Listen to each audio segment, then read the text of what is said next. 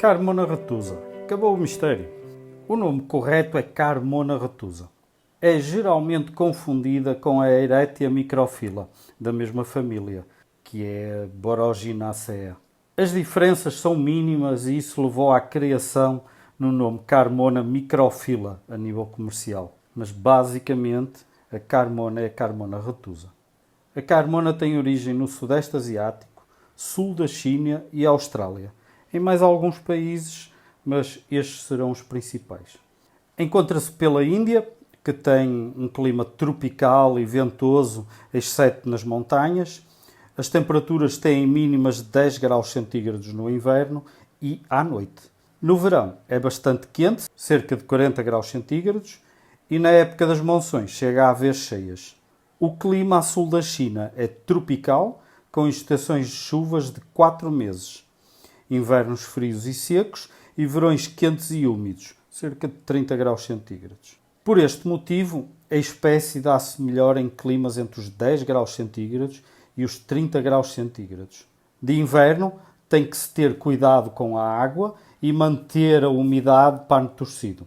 De verão, deve-se regar mais e ter cuidado com o sol direto. Lembro que nos climas de origem o verão é nublado, apesar de estar muito calor. Antes de continuar, se ainda não é subscrito, subscreva o canal e deixe um comentário ali em baixo. Ajude o canal a ser divulgado, divulgue nas suas redes sociais, responda a perguntas de outras pessoas que tenham dificuldade com o link para os meus vídeos. Isso vai ajudar bastante o canal a crescer e eu a trazer-vos conteúdo de qualidade e cada vez melhor.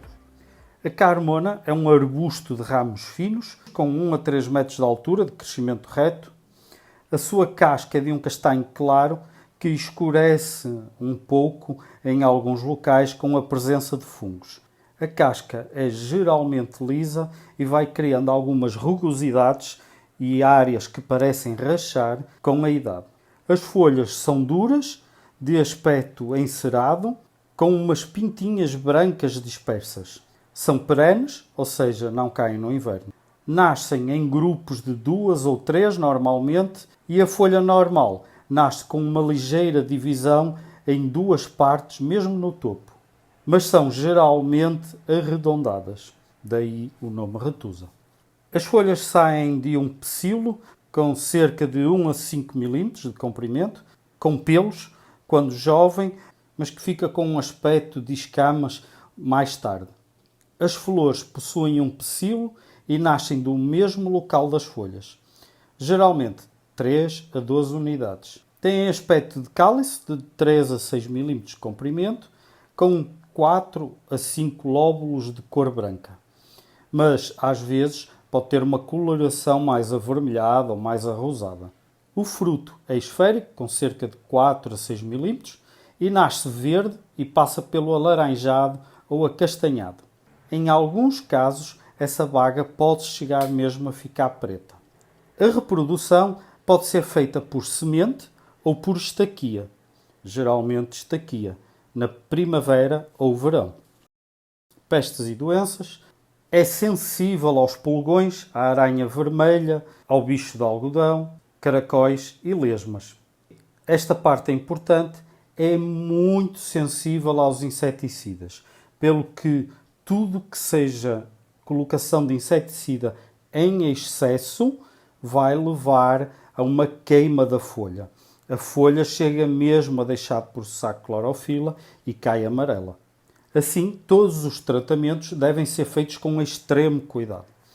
Vocês devem ter visto já nos meus vídeos como é que se aplica inseticidas e fungicidas. Vejam o vídeo, que eu vou deixar o link aqui na descrição, sobre como é que se faz uma aplicação correta de inseticida ou fungicida. E lembre-se, uma borrifadela em cada lado é mais do que suficiente. O que é eficaz num inseticida é a forma de o colocar e não a quantidade, ou seja, nada de encharcar a planta com inseticida ou fungicida. Interessante e por experiência é que eu costumo livrar-me dos problemas de insetos e de fungos nas carmonas aplicando cal da bordaleza. Fazendo isso na primavera vegetativa e depois no fim do verão, geralmente não costumo ter problemas. Esta calda bordaleza deve ser mais diluída do que é normal aplicar. Portanto, faça a mesma medida, mas depois dilua 2 vezes ou 3 vezes em quantidade de água, para que fique apenas uma camada de proteção, mas que ao mesmo tempo não possa danificar a planta. Quando as folhas caem, é geralmente falta de água. Mas se as folhas caírem amarelas, é excesso de água. As raízes apodrecem quando a mistura não drena bem ou é propícia a apodrecer. Se for o caso, troque a mistura para uma bem drenante. Misturas. O solo na Índia é bastante argiloso e barrento, o típico solo de aluvião. Os solos do sul da China são bastante férteis e ao mesmo tempo muito variados. Porém, denota-se que as carmonas têm uma preferência na sobrevivência em solos mais elevados que não encharcam e são mais arenosos do que os restantes. Os solos do sul da China são bastante férteis e ao mesmo tempo muito variados. Porém, denota-se que as carmonas têm uma preferência na sobrevivência em solos mais elevados, aqueles que não encharcam e que são mais arenosos do que os restantes. Assim sendo, a mistura que tive mais sucesso e que aconselho foi 50% da cadama, ou um barro arenoso, 40% de areia de rio lavada, com grão entre os 3 e os 5 milímetros, e 10% de humus vegetal. Poda. Aconselho a poda no início da primavera vegetativa e não deve deixar um ramo sem folhas. Se o fizer, existe um grande risco da perda desse ramo. Da mesma forma, não se deve fazer a desfolha total. Numa carmona, isso não se faz.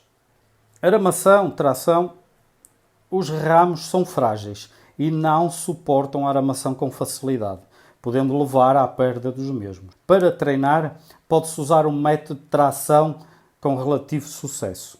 Eu tenho um vídeo que vou deixar na descrição sobre este método. Dobrar ramos ou tronco é possível, se feito com cuidado e quando essas áreas são jovens. Dobras mais agressivas podem levar a que partam. Fertilização. Ela reage muito bem à fertilização, principalmente se for equilibrada, e se tiver uma quantidade maior de fósforo, acaba por nos brindar com saúde e flores. Se seguiu a minha indicação de mistura para colocar na carmona, a fertilização é obrigatória a partir do 3º mês no vaso.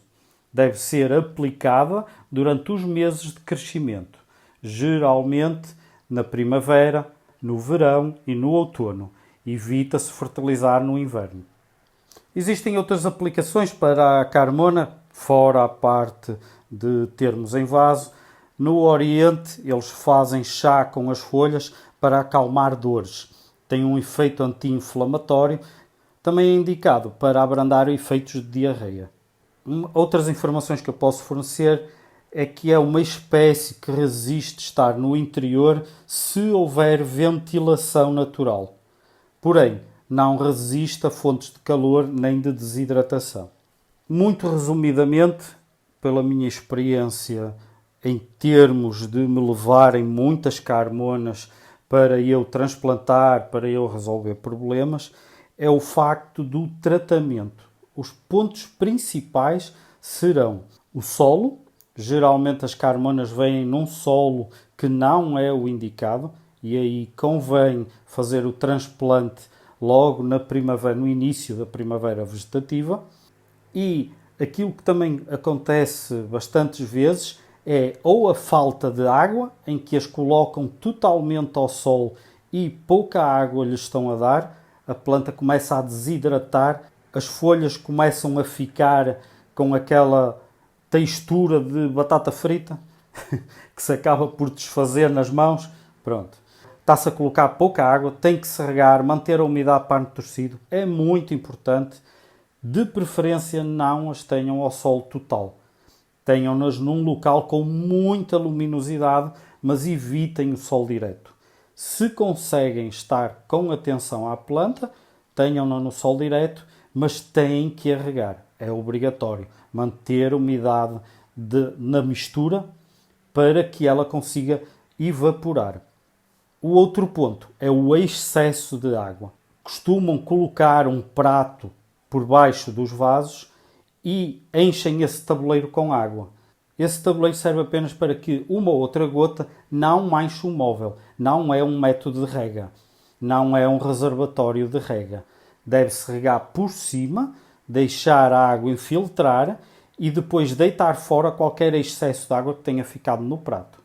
A água em excesso apodrece as raízes.